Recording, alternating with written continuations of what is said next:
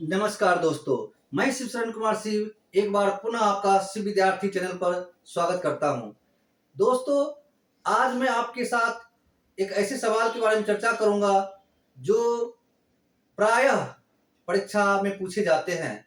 तो आइए सीधे मैं आपको सवाल पर लेकर चलता हूं।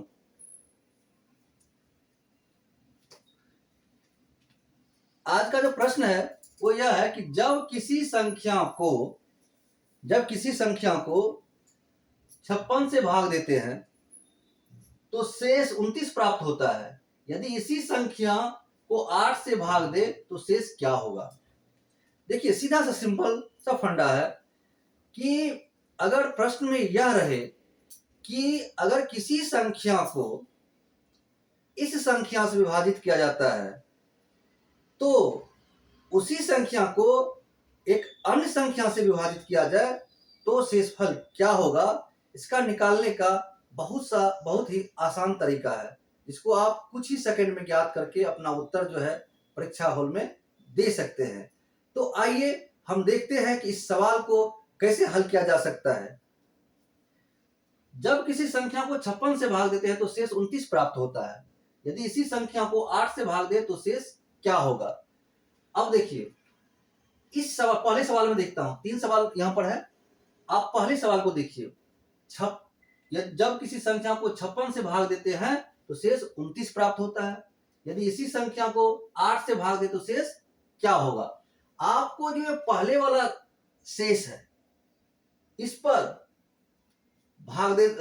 ध्यान देना है, और ये जो लास्ट में जो कहा जा रहा है कि किससे भाग दे, यानी 8 से भाग दे, इस पर ध्यान देना है। मतलब कि इस पर ध्यान देना है और इस पर ध्यान देना है। अब करना क्या है कि ये जो 29 है, जो शेष बचता है पहले, उस 29 में जो भी हो, यहाँ 29 है तो 29 होगा, कहीं 28 होगा तो 28, कहीं जो भी यहाँ पर हो, उस 29 में जो लास्ट वाले डिजिट से आप भाग देते हैं वो इस शेषफल में भाग दे दीजिए। डिवाइड कर दिया।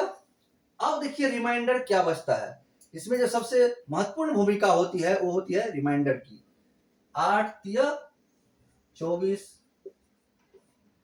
9 में से 4 माइनस कर दीजिए, कितना बचा? 5। ये जो हुआ आपका रिमाइंडर, ठीक है, और यही आपका क्या हो गया? आंसर। चलिए एक और सवाल से समझते हैं।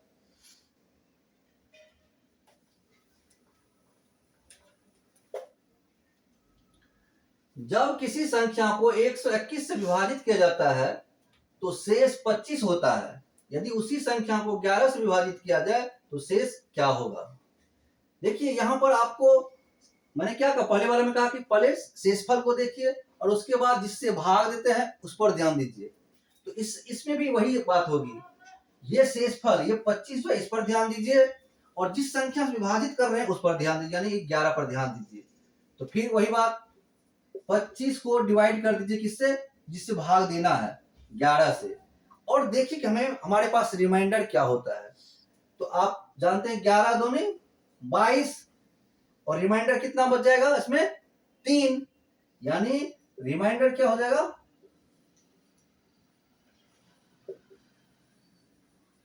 रिमाइंडर बराबर कितना हो जाएगा? 3। और यही आपका जो है आंसर हो गया। सीधा सा फंडा है कि जो पहला जो शेषफल है उस शेषफल में जिससे कराया भाग देने के लिए उससे विभाजित कीजिए, और जो शेषफल बच जाता है वही आपका क्या होगा? उत्तर होगा। है ना? यह सवाल बहुत आसान, कुछ ही सेकंड में आप इसको आसानी से बना सकते हैं। एक और सवाल को हम देखते हैं।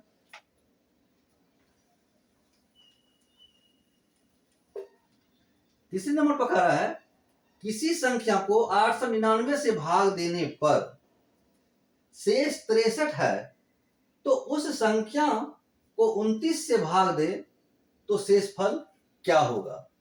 ठीक है, अगर 899 से भाग देते हैं तो कितना शेषफल बचता है? 63। अगर उसी संख्या को 29 से भाग दे तो शेषफल क्या होगा? मैंने पहले ही कहा है कि इस तरह के अगर सवाल पूछे जाए तो आपको कहीं कुछ नहीं देखना है, सिर्फ और सिर्फ इस शेषफल को देखना है और बाद में जो कह रहा है जिस संख्या से भाग देने के लिए उसको देखना है। यानी 63 और 29 यही आपके काम का है।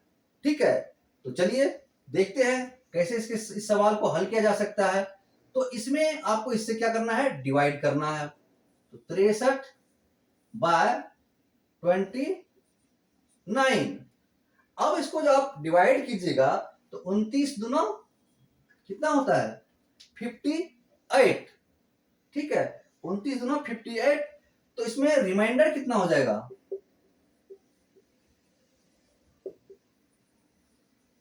रिमाइंडर बराबर हो जाएगा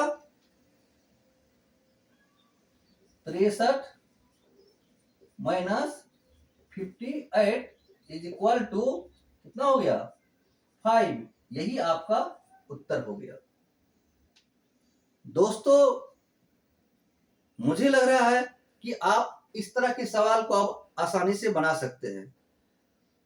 एक बार मैं फिर से दोहरा देता हूं कि आपको इस तरह के सवाल में सिर्फ जो पहले वाला शेषफल प्राप्त होता है उसको देखिए और जो लास्ट में जिस संख्या से विभाजित करने के लिए कह रहा है, जैसे यहाँ पर 8 है और यहाँ पर 11 है, यहाँ पर 29 है, उसको देखिए।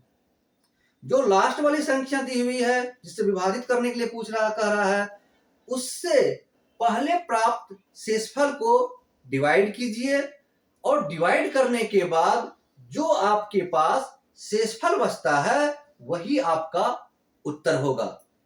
तो मुझे आशा ही नहीं पूर्ण विश्वास है कि आप इस तरह के सवाल को आसानी से परीक्षा हॉल में सॉल्व कर सकते हैं और अच्छा मार्क ला सकते हैं। तो दोस्तों अगर आपको यह वीडियो अच्छा लगे तो सिर्फ विद्यार्थी चैनल को सब्सक्राइब, लाइक और शेयर करना ना भूलें। और फिर मैं इन्हीं आशा और विश्वास के साथ कि एक बार मैं पुनः आपकी सेवा में अच्छे वीडियो लेकर आऊंगा। फिर से मिलते हैं अगले वीडियो में। जय हिंद।